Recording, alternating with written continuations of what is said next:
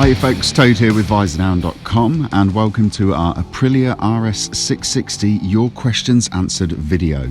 So we've been asking people on social media to send us their questions and leave notes in the comments with what they want to really know about the Aprilia RS660. Now, we may have already covered some of these in the video reviews that we did, but with some of them we thought they were poignant enough and important enough that we'd give them a little bit of an airing and answer the questions for you. So here we go, in with the first one from Invisible Kid 69. What's your thoughts on a possible factory model to follow this? What do you think about rider aids? Did you notice them or were they invisible? Okay, so on the rumour or the thinking that there is going to be a factory model of the RS60 incoming, it seems sensible. I mean, the suspension and brakes that are fitted to the RS660 that we rode on the launch in Vicenza, they were good, but they are definitely OEM spec and not very special. You could stick a stonking set of Öhlins and Brembo and lightweight wheels, and you could really turn this into a very tasty package indeed. I would think the chances of a factory version of this landing, 99% sure. Next question we have is from Felipe Menezes. So he says, compare this bike with the Street Triple / KTM 890 Duke, since they are closer to the price range. Is the battery lithium? How is the vibration at higher RPMs? I've noticed two different pillion seats. Which one comes with the bike? Looking at the exhaust, it looks like slip-ons will not be an option unless the pipe is cut. Could you confirm this? Okay, so first things first, comparing it to the Triumph and the KTM is very relevant, as these are the bikes that Aprilia is gunning for with the new RS660. It's probably comfier and more easygoing than both, but it still feels like it would have enough to keep you entertained on the road. If you were doing a head-to-head road test between those three bikes, I definitely think that the Aprilia would have what it takes to keep up with the other two despite having less power. If you took all three bikes to a track, it would be a very different story though. The battery is, I can't tell you whether it's a lithium one or not. We have reached out to Aprilia to ask that question, but we are waiting for them to come back, and we will drop a comment in the comment section below once they do on that one. With regards to vibration, there really isn't very much. The seat pegs, bars are all nicely damped and fairly vibration free, which is something of a bonus when you're riding a parallel twin cylinder engine. You've also mentioned the seat, which is one of the coolest parts of the bike. It looks like an RSV4 with the kind of the X motif 3D running backwards down the tail unit. There are indeed two pillion perches that you can buy, one that you can sit on and one that you, well, can't really. The latter of which is the RSV4 tail unit that I mentioned, and that's the one that comes with the bike and the one that you can see on the bike that I'm riding in the launch in Italy. If you want the other perch, you will have to spec it that way when you buy it, so speak to your dealer. On the exhaust front, there are options actually. You're wrong. Akrapovic and SC Racing have both got systems. And Akrapovic have got a road system and a race system. So the road system still has the catalytic converter fitted to it, and the race system is a straight-through exhaust, which we posted a video of on Visordown social media channels the other day, which sounds absolutely spanking. So if you are looking for an exhaust system, there are options out there for you.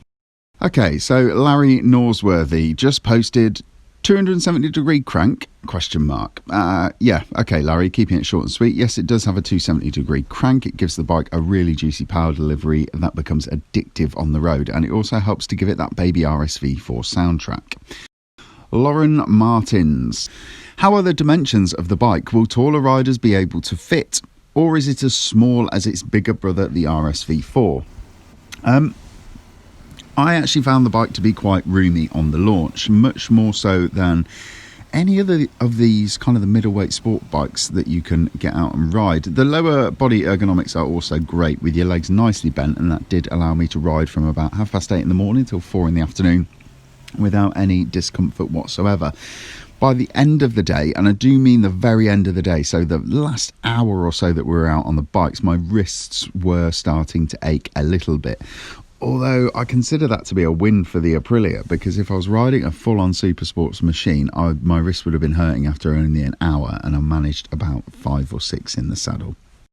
Will Beddoes Media. Been reading online that there is or going to be an A2 version of this. Has that already happened, or is it going to be next generation, or is this fake news?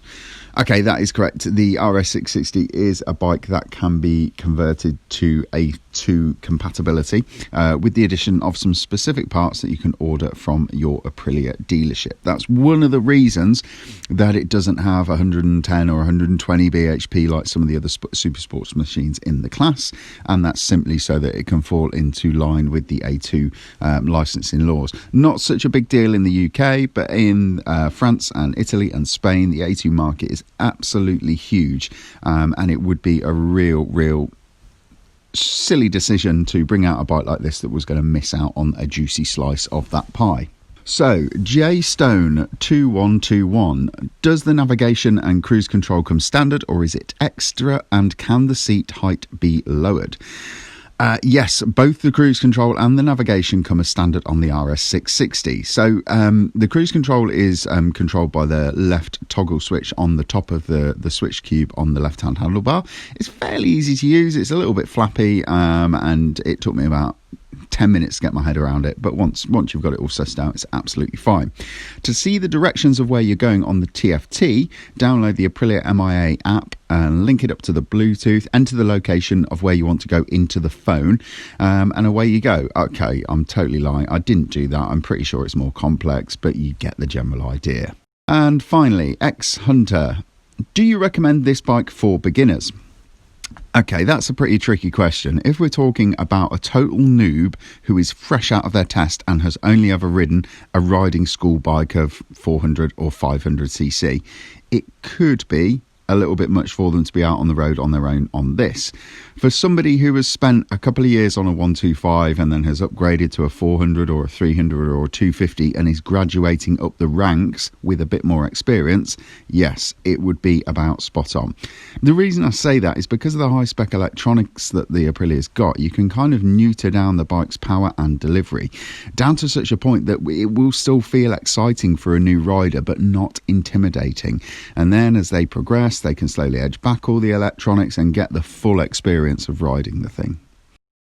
So there we go, that's our readers' questions for the Aprilia RS660 all done and dusted. We do hope you enjoyed that video. If you did, please don't forget to hit like, subscribe and the notification bell so that you can stay up to date with all of Visordown's latest videos.